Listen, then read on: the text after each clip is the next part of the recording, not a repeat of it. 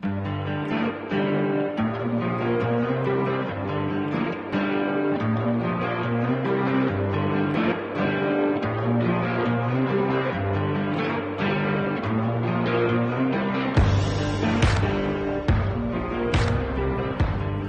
everyone, welcome to another episode of Food, Wine, and Whiskey in Your Own Backyard. I am Rob, your host, and joining me today is Dave Scott. How are you, man? I'm doing well. How's everything? We got 5 bourbons in front of us, so yeah, doing all right.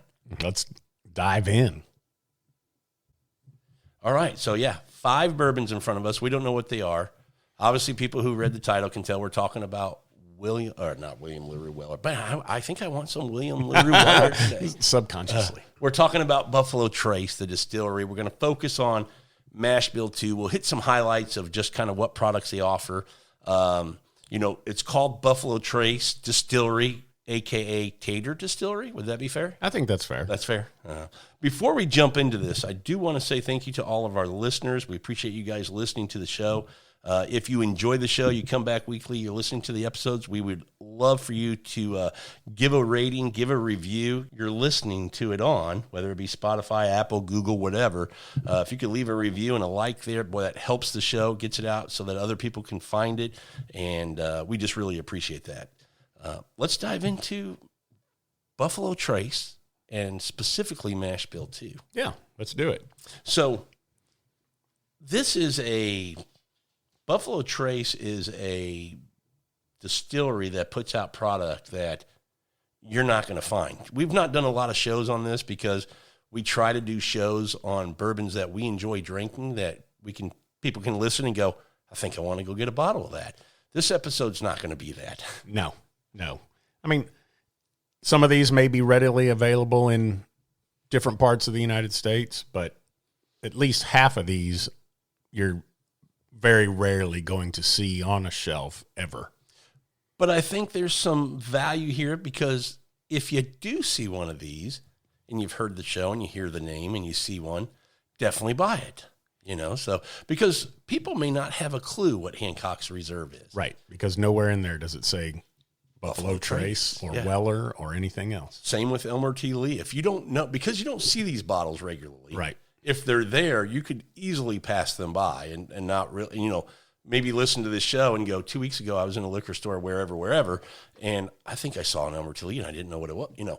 I've had that happen to me with other bourbons when I first got into this. So right. That's where we're going to say your value is today. Yep, absolutely. Because we know for a fact you're not going to just go out and go, I'll go buy a bottle. Yeah, I need an Elmer T. Lee. Yeah. Let me run down to. I think I'm going to buy a backup. Yeah, I'll get 2. Down to the local and pick it up. So Buffalo Trace Distillery, supposed to be the longest continuous running distillery since like 1792. Had no idea that it had been around that long. Under different names, George T. Stagg, OFC, which was the old-fashioned copper. Yep, that's exactly right. There's a bourbon guy who knows. Yeah, still on the wish list. But, when we talk about Buffalo Trace and the bourbons they offer, everything being allocated, when you get a bottle, remember that you should share that bottle. I mean, I'm not the type of guy. I've never sold a bottle on secondary. Nope. Have no interest in selling a bottle on secondary. I've also never bought a bottle on secondary. If I can't find it at retail or trade for it, I don't mind. If I have a bottle and somebody else wants mine and I want theirs trading, I'm perfectly fine with that. But I don't buy on secondary. Same. To me, if I can't find it at retail, I just don't need it. I got other good stuff that I can drink. But my point would be is I like to share stuff. And that's what this community is all about is, one, you want to get cool things that you can enjoy and drink. But when you can get it and pour it and drink it, it's so much better when you can do it with somebody else or a few other people. Absolutely. And I think, the brand ambassador for Buffalo Trace, Freddie Johnson, if you've never seen the show Neat, definitely worth a watch. I think it's on Prime, if I'm remembering right. Prime or Hulu? It's on Hulu. Hulu? Yep. Okay. Definitely go watch it if you've never seen it. But you and I were lucky enough. We went and did a barrel pick at Buffalo Trace this last summer, and he was our guide. Yeah. He couldn't have been any better experience. Talk about memories, right? You know, building some memories. That was great. But Freddie, kind of talking about a tasting that he had. And I'm not going to get into it. Let's just hear Freddie and what his thought is on bourbons, good bourbons, old bourbons. Here's what he has to say. During this special tasting with this group, this guy had flown these folks up here on his corporate jet, and we're trying to do our tasting, and every time I go to mention something, he said, yeah, I got 5 bottles of that. I've got 6 of those. Oh, I got a whole bunch of these. And every time he'd do it, his wife would grimace, and his buddies and these folks he'd flown up here were standing back against the wall, and they were like looking like, well, here we got this shit again. I said, I don't mean to be disrespectful. I said, but you seem to have an exceptionally large collection of older age bourbons. He said, I do. And I said, well, I want you to answer me a question. I said, how many of these older age bourbons that you got have you shared with your friends that you flew up here on the jet? That guy gave me a look that said, you no longer exist. You've crossed the line. Yeah. Okay, and I'm thinking, I'm doomed. Okay? The guy never looked. His wife winked at me and smiled. And I said, sir, I don't mean to be disrespectful. I said, but I want you to look across at the building. And he looked across, and I said, you'll notice all those old barrels in the warehouse. He never said anything, but he looked. And I said, sir, when my grandfather came here at the beginning of the 1900s, I said, do you know that warehouse was full of barrels of whiskey? And when they passed away, that warehouse was still full of barrels of whiskey. And he just looked at me. I said, then along comes my dad and Elmer.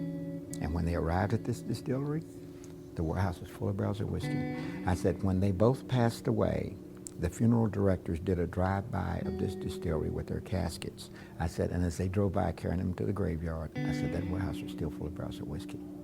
I said, I came here at 5 years old. I said, I've been around this distillery off and on all my life. I said, sir, I'm over 70 years old. When I pass away, guess what? That warehouse is still going to be full of barrels of whiskey. I said, my point simply is this, sir. I said, you begin to realize there's always going to be old barrels and bottles of whiskey. I said, but look around at your family and your friends and the workers that you brought up here today. I said, we're the fragile part of this whole thing. I said, if you're fortunate enough to have a good bottle of bourbon, that's what they're for. They're meant to be shared and enjoyed.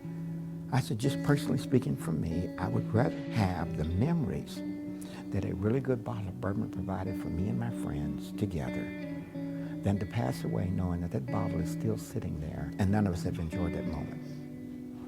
The guy never acknowledged that. He never said anything. We finished up.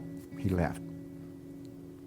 2 months later, I get the coolest letter from this guy. He said, Freddie, I'm writing to thank you. He said, I want to tell you what happened. My son came home from college with 2 of his buddies that were bourbon enthusiasts. So I took them downstairs and I showed them my collection. Then what I did was I went down into my cabinet and I got out one of my old bottles of bourbon. I opened it up and my son, his 2 buddies and I did a toast and drank from that bottle together. He said, the reason I'm writing you to tell you this is because it's the first time my son has ever hugged me in public since he was a kid. And he said, thank you, Dad, for what you did. He said, I'll never make that mistake again. When we do this kind of stuff, I try to get people to understand, yeah, we're talking about bourbon, but bourbon has a history. It's a legacy. It's a relationship. It's an emotional connection. And when you're sitting around with friends, you've probably done that already, and you pull out a real good bottle of bourbon, you get to sipping on it, it's like you start telling a story about something that happened, and you're sitting there sipping on the bourbon, and you're kicking back, and it triggers something that you remember, and then you finish your story, and everybody has a good laugh, and then you start in with another one. Next thing you know, the bottle's gone. But the memories of that moment continue on and on and on. I think that just, speaks volumes to what bourbon, and, you can apply that to anything, whether you love to cook or you love wine or whatever it is. The point is, share it with people. People are what makes it special. It's not what you have in the bottle or in the glass. It's the people that you're with when you have those things. Absolutely. That's what I think the biggest takeaway should be when you get into these kinds of, I call them hobbies, Dave. Mm-hmm. Is that an appropriate term? I think it is. Yeah. Unless it gets to be a problem. There might be some people who have problems. I mean, is the problem that you're drinking it too much, or the problem, if we look behind and go, there's too many damn bottles that we have? Yes. Both. Okay. Both apply. Well, we're going to do Mash Bill 2, and we talk about sharing. kind of gets to a story about you and I and how we met. We've been friends now for a few years. Yep. But this mash bill is kind of what brought you and I together and to meet each other and eventually become friends. Absolutely. Tell that story, or started. There's two parts to it. Yeah. Kind of funny. Yeah. The first part was you and I were both in a local Facebook page group centered around bourbon. And this was brand new to my getting into bourbon and getting into these Facebook groups. And a guy here in the area posted online that he would like to do a mash bill number 2 tasting and blind. Yeah. Yeah. And would anybody be interested? And that he would limit it to the first 5 people that responded. And I responded and said, yeah, absolutely. I've got a buddy that has a bottle of Blanton's and we'll be happy to bring it over. You know, wasn't even my bottle. So that's even better. Yeah. Thanks, Joby. Yeah. Thanks, Joby. So we ended up going over and had never met this person before, Eric Goldman, and my wife thought I was absolutely crazy. Thought I was going to. You weren't going to his house. You were going to his apartment. And that was a red flag for your wife. Yeah. But your answer was, this is about bourbon. There's no bad guys in bourbon. That's right. How bad could this be? I've been in a lot of bourbon groups, and I guess I can't say that. Never mind. Go ahead. Yeah. So anyway, show up, walk through the door, and this is when it was new to me getting into bourbon, and here are all of these extremely difficult to find bottles just sitting there on the counter, ready to share. Yep. Whatever you wanted, have at it. And I think we had everything that night except for ancient age 10-star. Yeah, which I've never seen. I've never seen it either. It's not distributed in Texas, so when I say I've never seen it. Yeah, okay, it's not distributed here, right? But I've had a pour of it with Wade Woodard, which is nice enough to share that. Yeah, so you've got there was Ancient Age there, Elmer T. Lee, Rock Hill Farms, Hancock's President's Reserve, and Blanton's. And I'm like, man, this is awesome. Because at that time, you and I both were new into bourbon. Right. We had just kind of gotten into the hobby. Right. And we were still in full tater mode. Absolutely. And these bottles were, especially Blanton's, yes, was the first tater bottle that people go after, at least around our community. Absolutely. That's the one you chase when you get into bourbon. Right. And that's where I was, and I was thinking, and I was touching the Blanton's for everybody who couldn't see that. Yeah, if you couldn't see that. Yeah. So that's how we met that night, and it kind of was interesting. We worked our way through the blind. We each had a different favorite that night. Mine ended up being Hancock's President's Reserve, but while we were talking, why do you say it like that? Like you're disappointed you picked that? No, you're like mine ended up being Hancock's Reserve. Yeah. What the hell? I love that pour. It's good, but it should have been Rock Hill Farms. Yeah. So everybody wants that. Right. Guess who had Rock Hill as their favorite? I guess it was you. Yeah, but there's more to that story. Yeah. So anyway, throughout the night, we were talking about how we got to where we were enjoying bourbon and that we were major wine guys. Yep. Prior and getting into bourbon and you said, yeah, I'm also in this other group, Bad Wine Reviews, and then I've got another friend who's really into wine, and we'll have to get together with Rip one day. And I'm like, wait a minute. Not a common name. No, can't be possible. And I said, Rip Rutherford? Yeah. How do you know him? And it's like, well, I went to high school. I went to the same high school, and he went to high school with my sister and stepbrothers. And they were friends. Yeah. Didn't just go to school together. You're they were a couple friends. years older. Right. But you would see him running around quite a bit. Oh, yeah. We lived in the same neighborhood. Yeah. So it was like, wow, what a small world. Yeah. So we finished that night and everybody parted ways and. Yeah. Never thought any more of it. No, I mean, we had communicated a little bit through Facebook pages, commenting on each other's posts and stuff, but we hadn't seen each other in person again. Not in person because the pandemic hit. Right. That's right. That was in 2019. And then the pandemic hit. Right at March 2020. Yeah. Yep. And we got reconnected through some Zoom wine things I was doing and stuff, and you came on, and that was a lot of fun. Yeah. But still hadn't met you in person again. Right. And it was by chance that actually happened, because it was Daryl was coming out from Bad Wine Reviews. We were going to have a dinner here at my house, and then in the afternoon we were going to record another podcast. And he had put out, because he had made some whiskey glasses for Bad Wine Reviews, and he'd put out, hey, contact me, if you're going to be around Katie, come by and get your glass. Right. And you saw that, and yeah. So I texted him, said, hey, can I come pick up my glasses? Sure. Sent me the address. I wasn't thinking, I had no idea where Daryl lived. So came to pick up glasses. When I knock on the door, your wife answers the door. I'm like, a little shocker. What in the hell is going on here? Does Rob know what's going on? Yeah. So anyway, that could have been a 5-minute transaction. Coming to pick up my glasses turned into, hey, you want to have a pour? We're about to do a podcast. So it's like, okay, I'll have one. Yeah. And that was that was mid-afternoon. I don't even think we started. We never did even did the podcast. Never did the podcast. Talking and hanging out. Yeah. Yeah. So it then y'all started prepping for dinner, and I was like, man, I've got to get out of here. I don't want to interrupt your dinner. And it's like, no, why don't you call your wife? And we got some other couples coming over. Yeah, so more the merrier.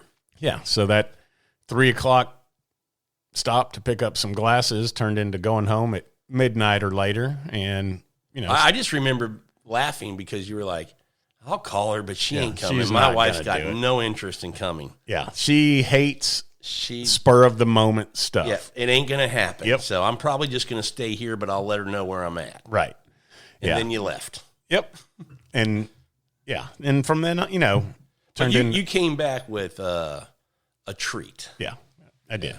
Yeah. Because that bourbon podcast turned into a wine dinner, and it's like, okay, well, talking about sharing, I'd had a bottle of Plump Jack Reserve in my cellar, a 2001 Plump Jack Reserve that to this day I probably wouldn't have drunk it. Yeah. Because I'm not going to pull that out and drink it by myself and just say, ooh, that's really good. So brought it over, cracked it open, shared it.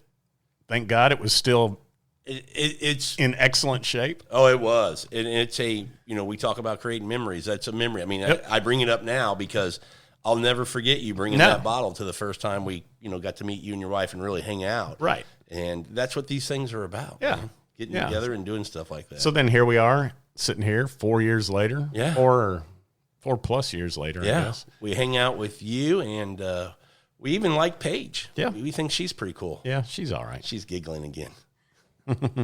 Yeah, she just can't believe somebody said they like me better than her. So does that shock her? Is she calling bullshit? Yeah, definitely. She's shaking her head yes. Yeah, most definitely. She knows we're trying to be funny. Yeah. So and I thought, that we did that blind. We thought it would be fun. You brought that up as a conversation. We never really talked about Buffalo Trace, but also just kind of bringing up how whiskey gets people to, and not just whiskey. I know I keep saying that, but food, wine, spirits, all that kind of stuff gets people to gather and be friends and make memories together and share those things. Yep. And that's kind of how you and I met. So we thought it would be fun, or you actually thought it would be fun, and I agreed. You brought it up. Let's do another blind. Yeah, let's revisit those bottles in mash bill number 2. When's the last time you had some of these pours?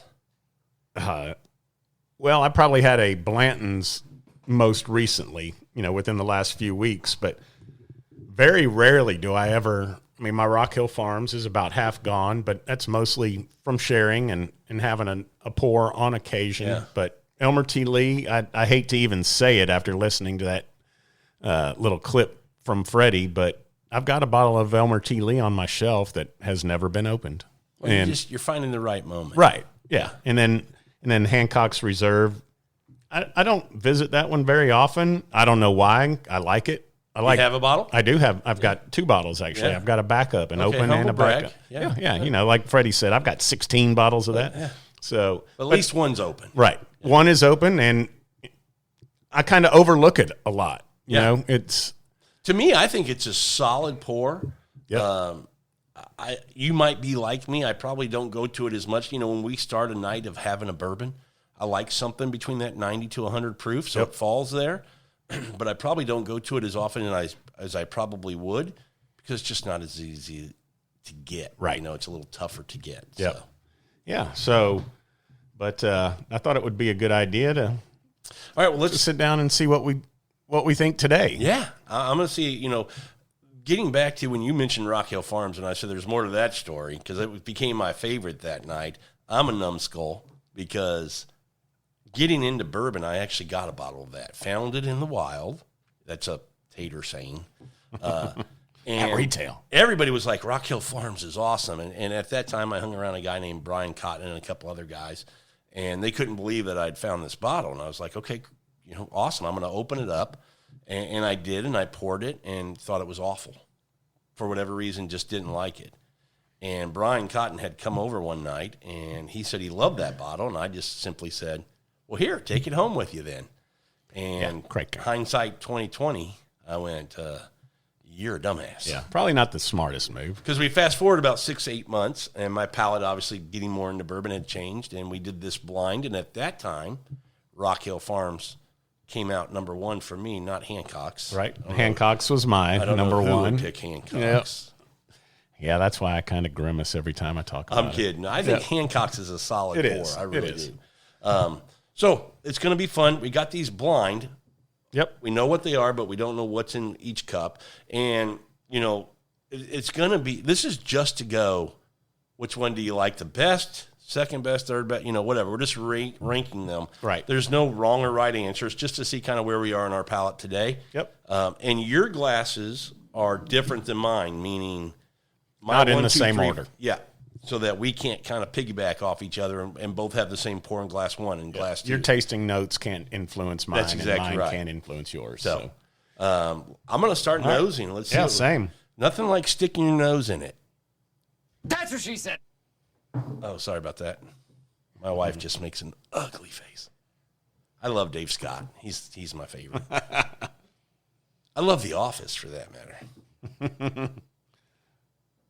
Okay. Well, there's no doubt after nosing through all four that they're mash bill number 2, that they're all from similar from that. Yeah, a little bit. A little bit. Yep. Does any stand out to you as being a winner first time through on the nose?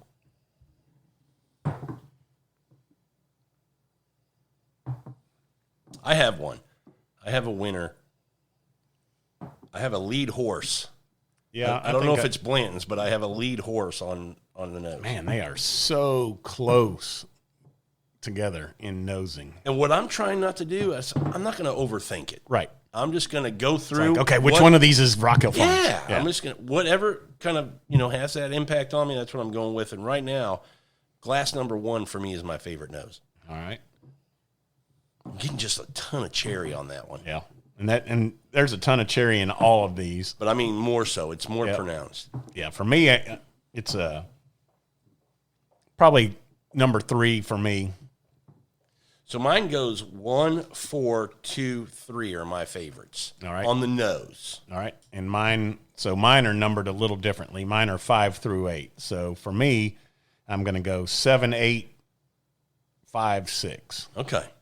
Not that means anything to the people crowd listening. Yeah. So let's talk about the age of these. So we've got Hancock Reserve, we've got Elmer T. Lee, we got Blanton's. We call the horsey bottle. Yep. People who know Blanton's know Blanton's. People who don't know, there's a cool stopper. It is cool. Yeah, it's a cool bottle. Buffalo Trace, marketing wise, were brilliant. Yep. To put this together. It's got a horse topper. What is that? It's not copper. I mean, what is that? It's some type of metal. Yeah, it feels like bronze. Or something like that, yeah. And it's got a letter on the back leg of the horse that you can collect. It spells Blanton's, Blantons. Look at that. I can spell. Who's impressed? That's right. Raise your hand, Dave. You're impressed. You've had way too much Blanton's. But it's cool because, it's a tater thing, no doubt about it. Yep. But when you get into this, if you can collect all of the different toppers to spell Blanton's, each letter represents, as you spell Blanton's, the horse in a different position of the race, thought to be the Kentucky Derby, and it's just a cool setup. And then I know I think it's a fact, Dave. You tell me if I'm wrong. If you've heard the same thing. If you collect them all, you can send these to Buffalo Trace, and they put it together on some kind of display for you, and then send it back at no charge. I think you pay shipping, and that's it. That's it, and that is a fact because I told a friend of mine who loves Blanton's, had all of the toppers, and he's like, I had no idea that program existed. Yeah. And he texted me, said, hey, I called them, I shipped them off. They mount them on a stave, supposedly from a Blanton's barrel. Yeah. And send it back to you at no cost other than shipping. Again, is it a tater thing? Absolutely. Am I a tater? Yes. As soon as my bottles are empty and I get these toppers out, I'm going to do the same thing. Absolutely. As long as that program still exists. I don't know how. And I think I'm saying absolutely a little too often. So, yes. Is it correct. a favorite word of yours? No. So we got those 4 in mash bill 2. The age of these, they're all right around 6 to 8 years old, except for the Elmer T. Lee. So it's 8 to 14. Which is a wide range. Yeah. I wonder how often there's, 10, 12, 14-year-old bourbon in that. Right. Doesn't mean there's ever any. It just could be. Yep. And it's interesting because other than Blanton's being the most taterish of all the bottles, when people talk about Elmer T. Lee, and I think it just goes because it's so high priced on secondary that people always seem to just crap all over Elmer T. Lee as far as that's just an average $35 bottle of bourbon. What do you think drives that? Is it because it's out there so much that people don't, it's just overhyped? Or do you think it's because it's, what's the proof on that one? 90. 90 proof? Do you think that's what makes them go, it's not worth what the hype is for it? Yeah, I don't know. Or just that you can't get it.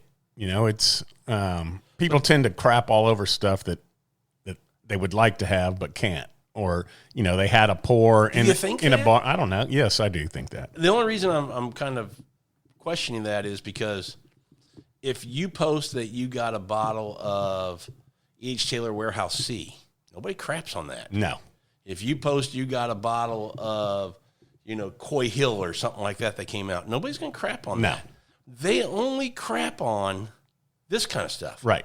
So and I'm trying to figure out why. And I think because of where Buffalo Trace products stand right now is that pretty much everything except their entry level. I get what you're saying. I have a great analogy for you now.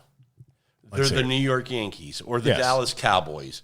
Buffalo Trace, that's how you have to think of them. Yep. So you either are a big fan and you love them. Right. Or you absolutely hate them. There's no middle ground. Right. And because I think people get pissed off at, Buffalo Trace is marketing geniuses. They have created the sense of rarity in every product that they put out, and it's made it where it's very difficult to get it. Another sports analogy.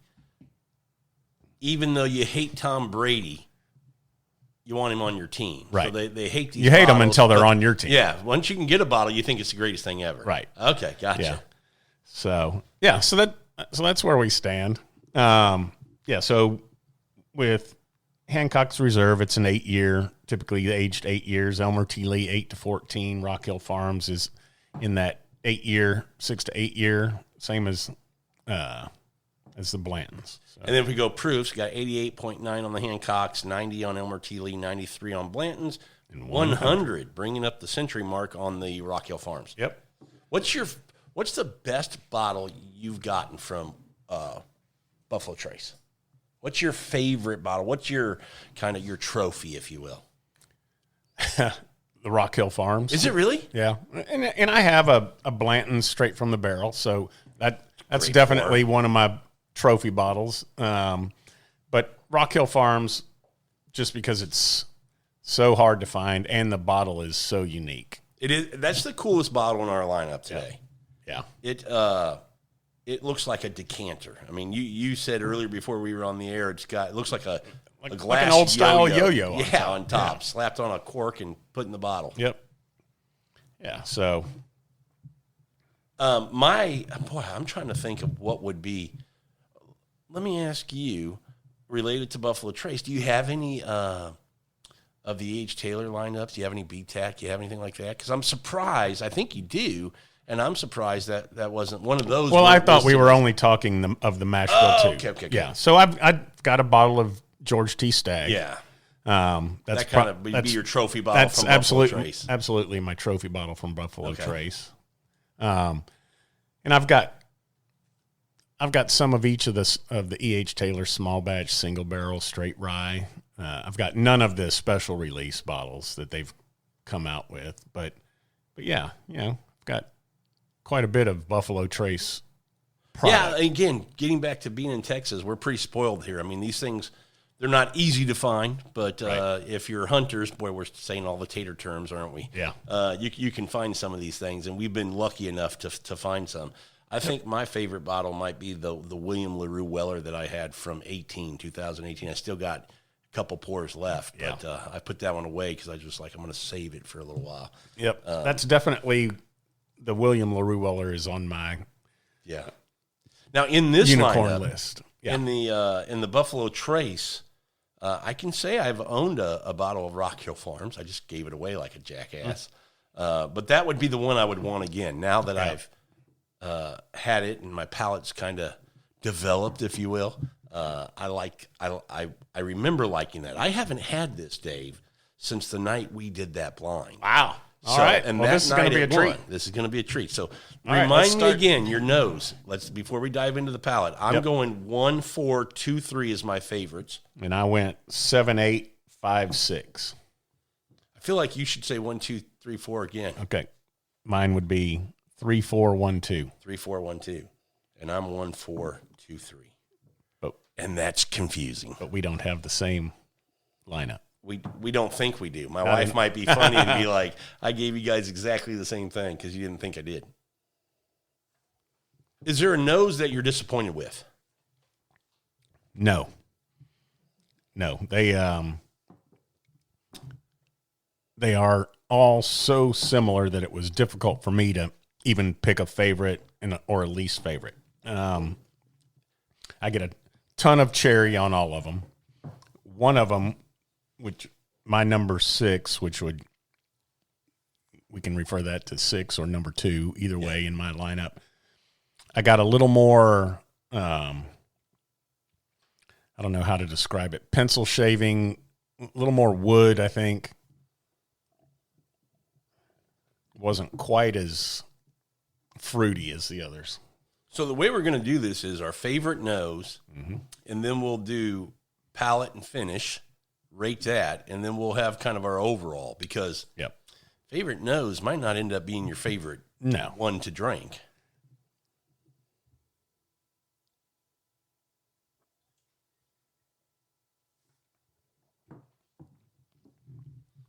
All right, I've tasted through the first 2 of mine. Same.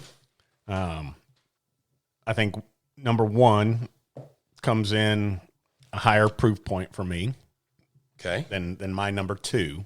So I'm reversed. all right. My number 1 is definitely a lower proof point. Number 2 is much higher. I right away think it's 100 proof. But that could Rock be Hill wrong. Farms. You Yep. know, sometimes 93 proofers can just have more ethanol on it. But I enjoy my number 2 way more on the palate than number 1, which is disappointing because when you have a great nose, you're hoping on the palate and the finish complements that great nose, and it's just an overall great bourbon. I'm not getting that on number 1. All right. Number 3, which was my favorite nose, has come through strong on the palate as well. You like it? Yep, I do. So that's a contender.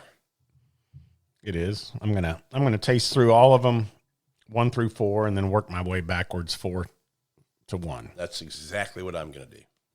All right, I'm going to move on to 3 and 4. I'm kind of putting these as pairs. I don't know if that's the right way to do it, but Yeah, I've tasted 3. Now I'm gonna have a little bit of 4.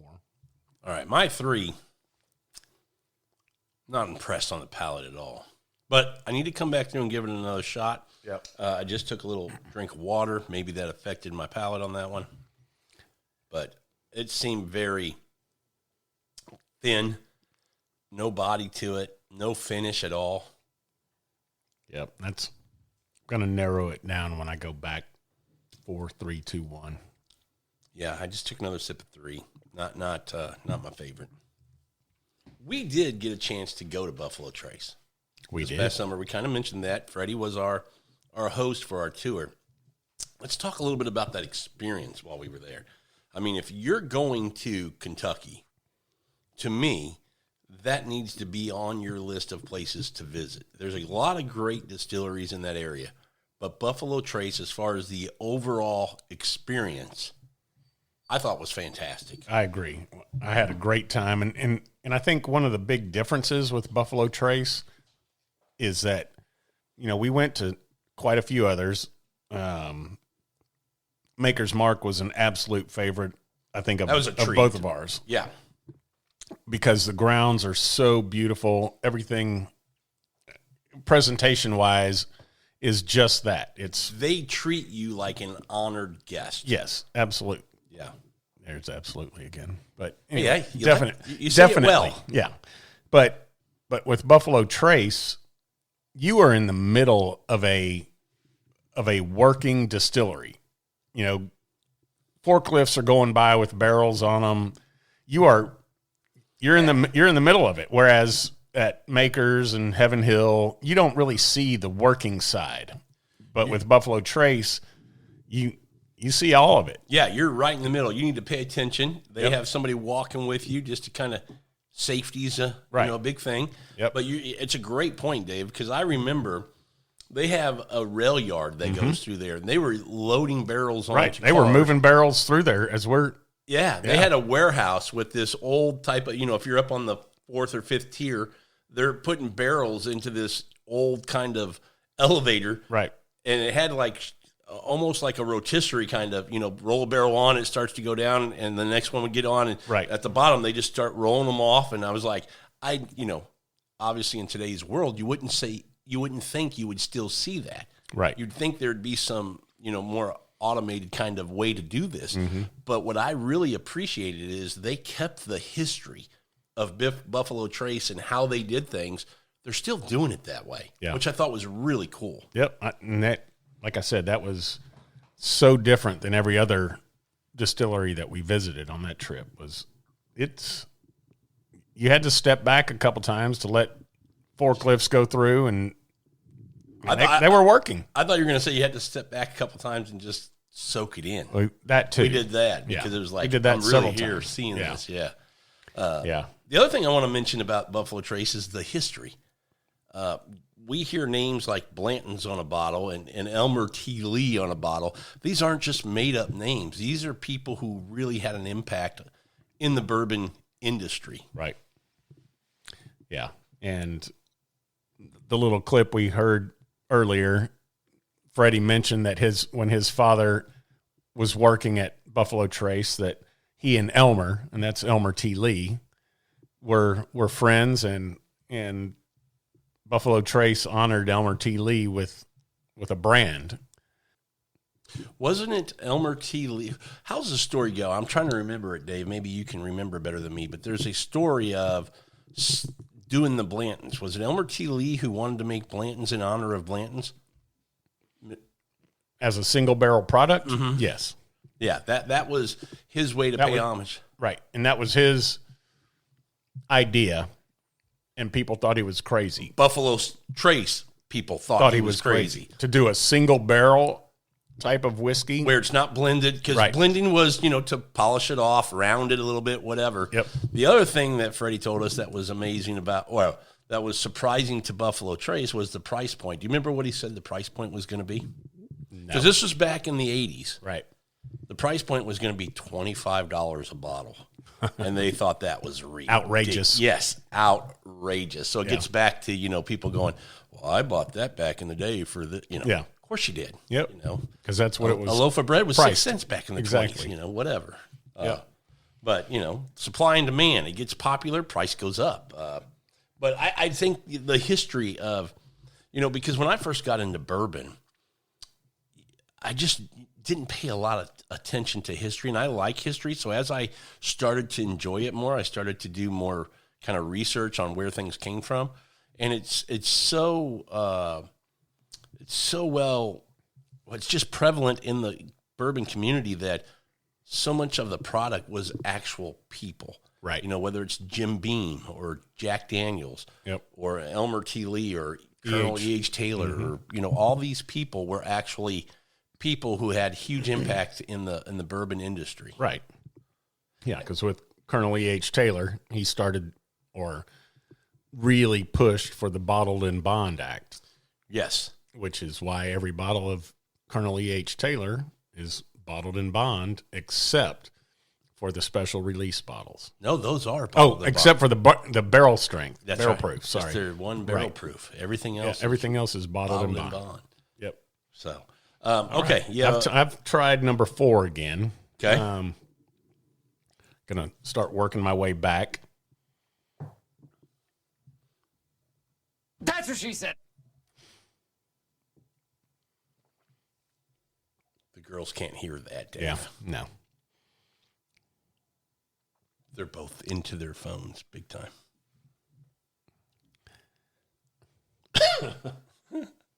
Doing research for us. Look like Wordle to me. Yeah. All right. I'm This is gonna quickly becoming I have 2 front runners as my Do you? favorite. You? No.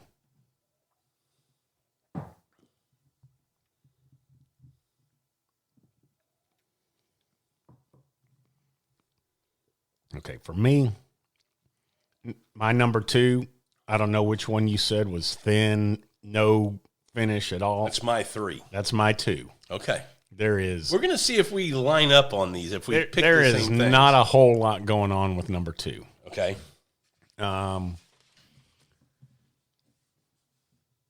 Number 3 for me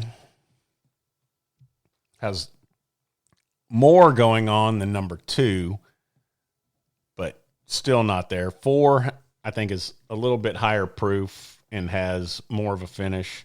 So I'm going to go back to number 1 now, which to me, So- the first go round, I thought was definitely higher proof than the others. So we'll Right see. now, for me, number 3's in the rear by a long way. That's your number 2. That's my number 2. I think. Yes. I'm thinking Yes, we're it- aligned there. Right. My number 2 would I line, mean, I'm saying that like I think we have the same bourbon. Maybe we don't, but yeah. Maybe your palate's just crap, and most people would tell you it is. And then number 1 is not, great nose. It was my favorite nose, but on the palate. And, there's nothing like smelling a good whiskey. yep, It starts the tasting process, but I've got to have it nice on the palate and a good finish. That's Yeah. going to overtake what I think about it on the palate. And the difference isn't, so great that I can't still pick one of these is still having great palates. Right. Two or what do I got? 2 or 4. Yeah. yep.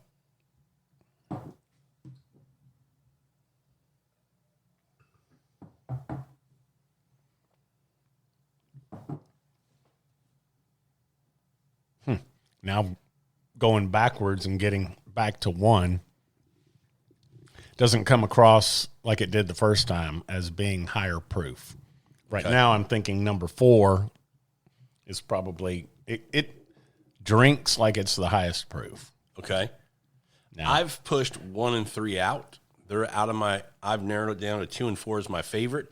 So I'm not going to even let my palate continue to get worked on by those 2. yep. I'm going to stick with 2 and 4 and see if I can narrow down my favorite. All right. I'm going to go in. I'm making my call after this. I'm going to go into 2 and 4 one more time, taste them both, nose them both. Then I'm making my call for my favorite. All right. For me, that's 1 and 4. Are we going to have a little fun and try to call our shot what we think they are? I mean, I've got no clue. It's just pulling it out of my butt is what I would be doing. Yeah, same. But I'm still going Why to not? do it because it's going to be kind of what I think I like the best. Right. Why not? Man, 4 and 2, again, both good noses, but very close on the nose for me. These are my 4 and 2. I don't know which ones you have, but Yeah. man, you finished 2 of yours. They're maybe I Yeah, did. pretty much. pretty close. Those are my 2 favorites. So. Exactly. Are those The two of your favorites? Yeah, the 1 and the 4 for me are going to be Two best. are going to be the. And you're picking your champion from that. Yes, Okay. You're getting close then. You got to make your call. I am close.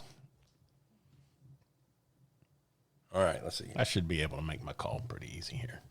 For me, I'm going 4, 1, 3, 2 4, 1, 3, 2 as my favorites. I mean, in order. 4 would be my number 1. 1 would be my number 2. 3 would be my number 3. And 2 would be last Number place, 4. number 4. I think your 2 and my 3 are Blanton's. Do you?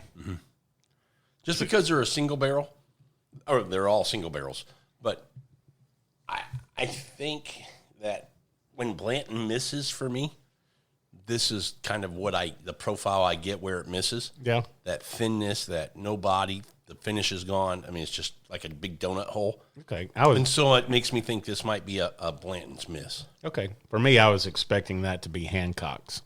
Oh, no way. Hancock's. I'm a fan of Hancock's. I don't think that's Hancock's. Now that's doing an injustice to say that I dislike any of these. Yeah. I mean, I think, like I said in the beginning, the nose on these, it was so close. I mean, there's no doubt that they're all from the same family. Yes. So 3 to me, I don't like. It's not one, when it's revealed, I might, people come over and go, you have that, whichever one of these it is, unless it's Rock Hill Farms. yeah, and then you're going to give it to them? Well, that's your bottle. I can't do that. But I think it's Blanton's, and I'll let them go have a pour, buddy. Finish that bottle off. Yep. I need that horsey. That's right. Yeah.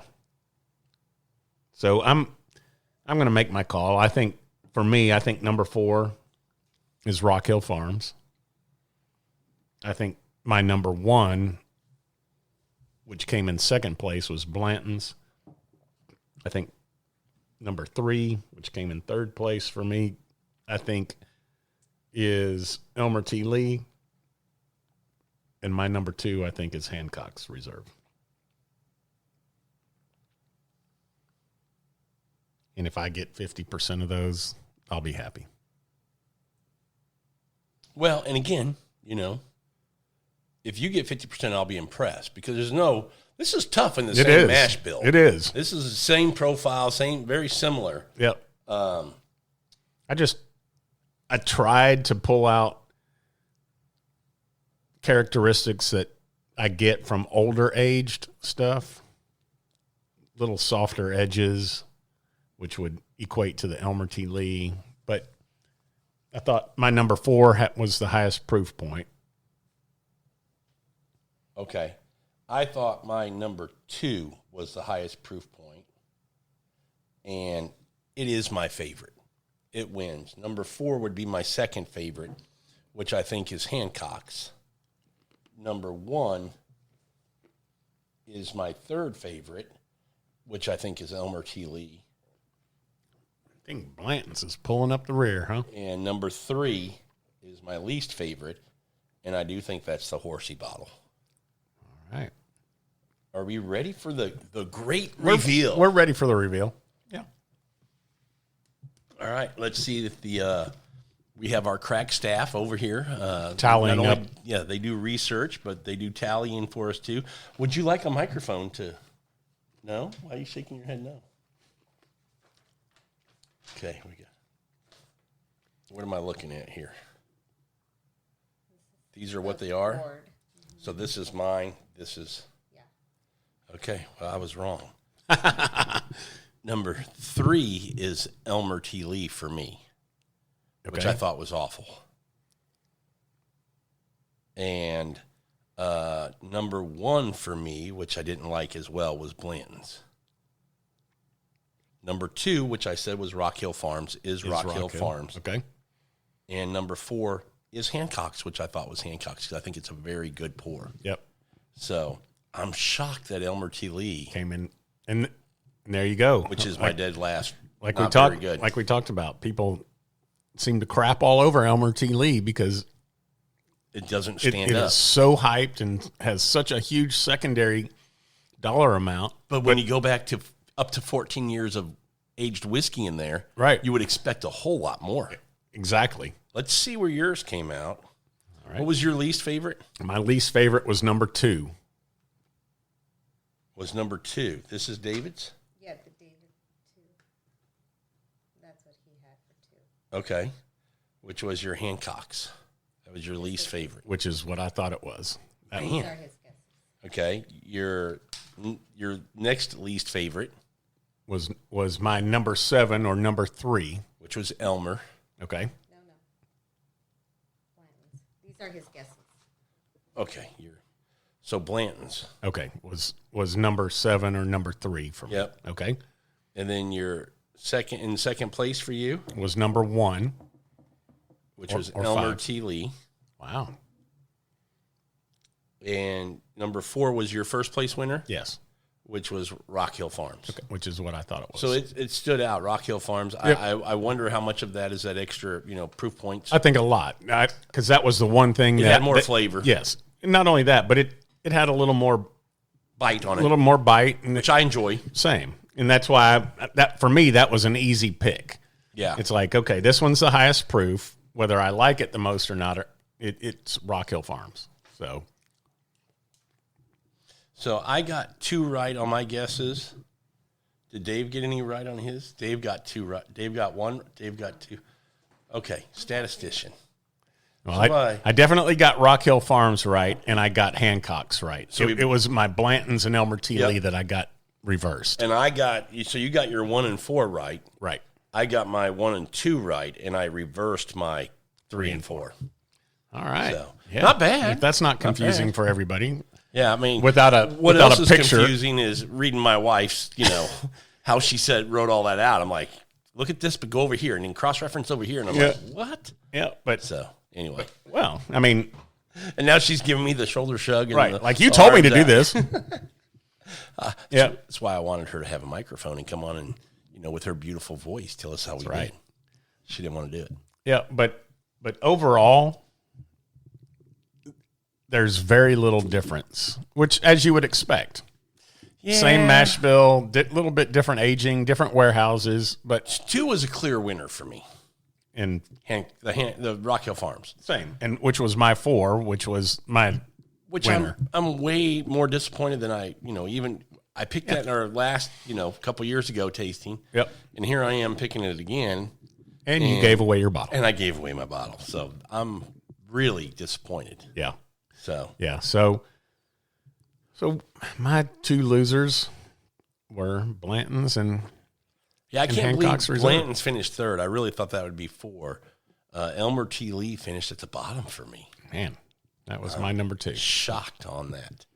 A little bit shocked. I mean, I'll be honest. I think both of us might agree on this, Dave.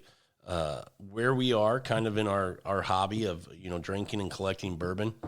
None of these, other than Rock Hill Farms, because I don't have a bottle, but none of these are like I don't go crazy for them.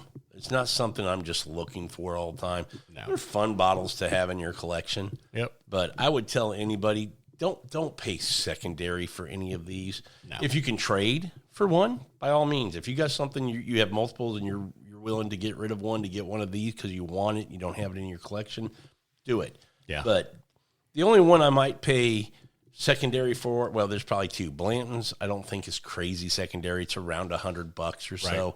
It's a $65 bottle. If you can't find it, you can get it on secondary. Not a bad purchase. And probably the same for Hancock's. I think it's a $40 bottle, and on secondary it's like $80. So if you want to pay double just to have one in your collection, I think that's fine. Would I pay $300+ $350 for a $40 bottle of Elmer T. Lee? Not a chance. Not a chance. No. So, and I think Rock Hill Farms goes for around the same price. Yeah, 250, 300, something like that. And I still wouldn't pay Nope. that amount for it. No way. Try to find it if you can. I don't know how much production they make of Rock Hill Farms because I don't see it very much. Texas is a very blessed state. We've said it a couple times. Obviously I've seen it once, but I don't see it. I don't even see people posting that they get it. Right. Enough to go. It comes here a lot. It comes here, but it's one of those bottles. Maybe in Ohio or Nevada or someplace like that, somebody's listening going, I see Rock Hill Farms all the time. I can't get Elmer T. Lee, or something like that. But we just don't see that one here very often. So, No. But, it was nice to revisit this to see how different it was from 3+ years ago. So, well, and down memory lane for you and I. yeah, absolutely. There's I think finishing the show, there's another clip that I think speaks a lot to bourbon too and how you should enjoy it. Again, from Freddie Johnson. I think he's, talking to him in person, being able to hear him tell stories, listening to him on Neat and some other interviews that he's done. To me, I could listen to that guy for days. He is a fantastic storyteller. And there's one reason, and there's a reason for that, because he's genuine. I mean, bingo. I think you nailed it. Every story that he tells, he's sincere. It's from his heart. I mean, he tells those stories with great enthusiasm and love for what he is doing. My son is going to turn 21 next month, and he might have a glass of wine at home with Mom and I. Yep. He might have a pour bourbon with Dad. But when he turns 21, I'm planning on having something special with him. And this next sound clip from Freddie, I think, really kind of hits home on why you should enjoy bourbon with friends and family and things like that. So let's hear Freddie one more time. When Dad rolled out the 6 millionth barrel, Julian Van Winkle gave me as a gift to my dad this bottle of 20-year-old Pappy. So I take the bottle and I open it up and I pour a little bit in his glass, pour a little bit in my brother's glass, pour some in my glass, and I go to put the stopper back in the bottle. And he looks at me and he gives me this weird look and he says, "What on earth are you doing?" I said, "Dad, I don't understand." I said, "This is a really, really good bottle of bourbon." I said, "It's really being sought after." He said, "I'm aware of that." I said, "So what I'm thinking is I'm just saving it so that we can do some more toast later on." He says, "Never, ever do that with friends and family. There will always be more old barrels of bourbon being made." He says, "Look at me and look at your brother." He says, "We're the fragile part of this whole thing." He said, "So never ever save old bottles of bourbon, okay? They're meant to be enjoyed with friends and family at the moment." It was the first time that my father and my brother and I had spent 3 hours together, just us, talking, laughing, discussing things that we had done that we didn't think he knew we had done. And then we started telling him about things that he had done that he didn't know that we knew he had done. We had the best time. We finished the bottle. 9 months later, they were both gone.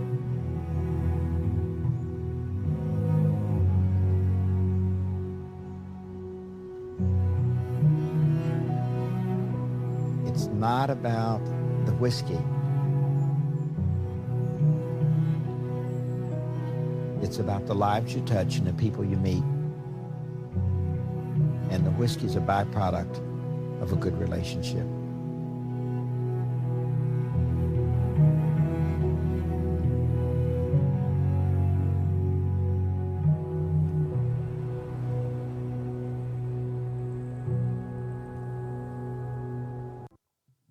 Well, that just hits me every time he tells that story. Absolutely. And there's absolutely again. But it telling that story or listening to that story again just takes me back to when we went to Buffalo Trace and Freddie was our tour guide. Yeah. And the bottle that day that was released in the gift shop was Eagle Rare. And all of us, before we even got into the facility, when they told us at the gate that Eagle Rare was the bottle that day, I think most of us said, "I'm not buying a bottle of Eagle Rare here." Got enough. Yeah, got enough. Don't need them. Then Freddie, as soon as we found out that Freddie was our tour guide, every single one of us said, "I'm buying a bottle of Eagle Rare today, and I'm having him sign it." Yep. And he signed my bottle keep making memories, Freddie Johnson. Yep. So, And that's just a treat, a treasure, a memory that we'll have forever. Yep. Being able to do that with him. yeah. And it gets back to, I mentioned before we played that clip that, my son's going to turn 21, and I'm enjoying, creating that memory with him for me. Right. But I'm hoping that he'll also have a great memory when we do this together in the next month. He's going to be 21. Yep. When he's 51, 30 years down the road, and maybe I'm gone, hopefully not. And hey, and maybe not the day of, Oh, definitely he won't the day of. But hopefully years down the road, he's going to look back at that and go, that was a treat for me and my dad to have a pour of bourbon like that, or a couple of different pours. Maybe we'll have just do a little flight of something fun just to create a memory for him. Yeah. And me.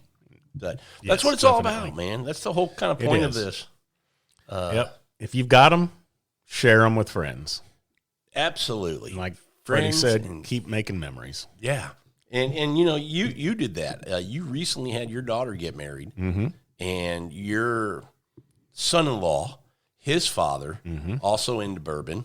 At the wedding, you all, because it was a special moment, creating some memories with your now son-in-law, you and his dad brought some cool bottles that you opened up and shared with some of your good friends and the groom that night, kind of the new family. Right. And I thought that was great. That's one of those things that we're talking about. Yeah, because I think I told you when we were cracking those bottles prior to the wedding, and I looked at my collection and said, okay, what can I take, to celebrate?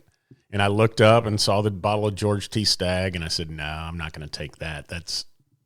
And then I stopped mid-thought and said, if there's not a better occasion than this, then there are no better occasions. Yeah. So that bottle of Elijah Craig, 18-year-old, my son-in-law's father brought a bottle of E.H. Taylor Barrel Proof. Yep. All unopened.